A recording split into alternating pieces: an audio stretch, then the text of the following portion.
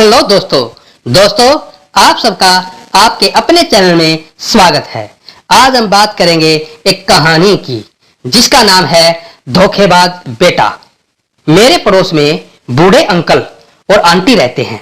उनके घर अक्सर मैंने एक आंटी को आते देखा है। मैं एक दिन किसी काम से उनके यहाँ गई हुई थी तो मैंने देखा वही आंटी जो अक्सर उनके यहाँ आती थी वो भी वहां मौजूद थी और बहुत दुखी व परेशान लग रही थी। मैंने जब उनसे उनकी तबीयत के बारे में पूछा तो कहने लगी कि बस बेटा किसी तरह से अपने दिन पूरे कर रही हूँ। ये जीना भी कोई जीना है जो पति के जीते जी अकेला रहना पड़ रहा है। और ऐसा कहकर वो फूट फूट कर रोने लगी। मैंने उनको चुप कराने की बहुत कोशिश की लेकिन उनके आंसू थे कि रुकने का नाम ही नहीं ले रहे थे। बहुत देर बाद जाकर जब उनका रोना बंद हुआ तो मैंने उनसे पूछा, आंटी अगर आप सही समझे तो मुझसे अपना दुख साझा कर सकती हो। बहुत सोचने के बाद उन्होंने अपनी चुप्पी तोड़ी और कहने लगी कि बेटा क्या बताऊं, मेरी किस्मत में ही दोष है, किसी का कोई कसूर नहीं है, भोगना ही पड़ेगा। मैंने कहा कि आंटी आप ऐसे क्यों कह रही हो? तो वो कहने लगी यह किस्मत ही तो है जो मेरे पति के होते हुए मैं अकेली रह रही हूं। शायद मुझ में ही कोई कमी होगी वरना मेरे साथ ऐसा क्यों होता। मैंने पूछा, आंटी आप क्या कह रही हो? मुझे कुछ समझ में नहीं आ रहा। फिर कुछ देर सोचने के बाद वह बताने लगी कि मेरा भरा पूरा परिवार है, 2 बेटी है, 1 बेटा है। दोनों बेटियों की शादी एक संपन्न परिवार में हुई है। दोनों अपनी गृहस्थी में बहुत खुश हैं। बेटा भी शादीशुदा है और विदेश में एक अच्छी कंपनी में कार्यरत है। अभी कुछ ही महीने पहले बेटे का मेरे पति के पास फोन आया था कि उसे किराए का मकान बहुत महंगा पड़ रहा है, इसलिए उसे वहां पर एक मकान खरीदना है। उसने कहा कि हमारा दिल्ली में जो घर है उसे बेचकर यहाँ एक घर ले लेते हैं और आप दोनों मेरे पास ही रहना। पहले तो मेरे पति तैयार नहीं हुए लेकिन उनके बार बार मनाने पर वो घर बेचने को राजी हो गए। 1 महीने के अंदर ही घर बिक गया। हम लोगों ने किराए पर एक छोटा सा घर ले लिया, बेटे को पैसे ट्रांसफर कर दिए और उसने विदेश में एक घर खरीद लिया। कुछ महीने बाद मेरे पति की बेटे से बात हुई तो बेटे ने कहा कि पापा अभी आप मेरे पास आ जाओ, मम्मी बाद में आ जाएंगी।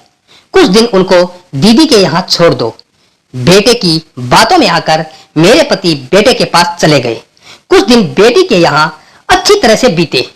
एक दिन बेटी और दामाद के झगड़े में दामाद ने कह दिया कि तुम्हारी मम्मी यहाँ कब तक रहेंगी?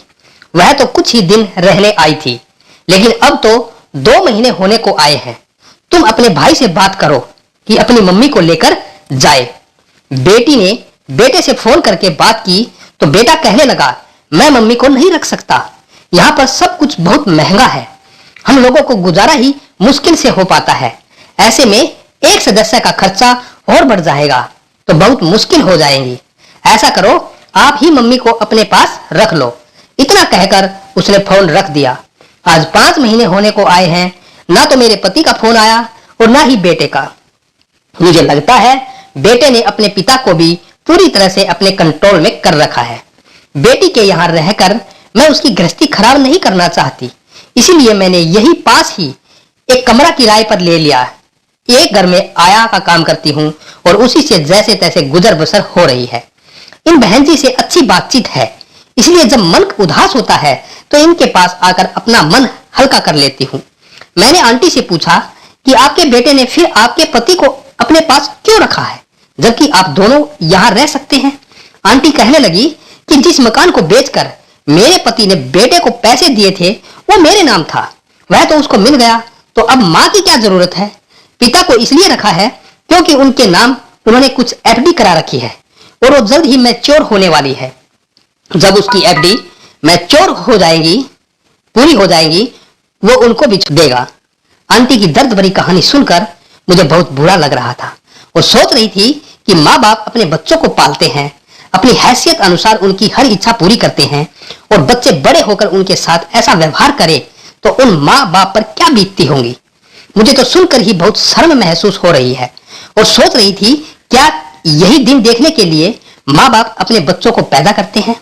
माता पिता की जीवन भर की कमाई हुई पूंजी पर सिर्फ और सिर्फ उनका हक होता है जिसको वो अपने बच्चों के लाड में आकर उन्हें सौंप देते हैं और यह सोच लेते हैं कि बुढ़ापे में उनके बच्चे उनका ख्याल जरूर रखेंगे।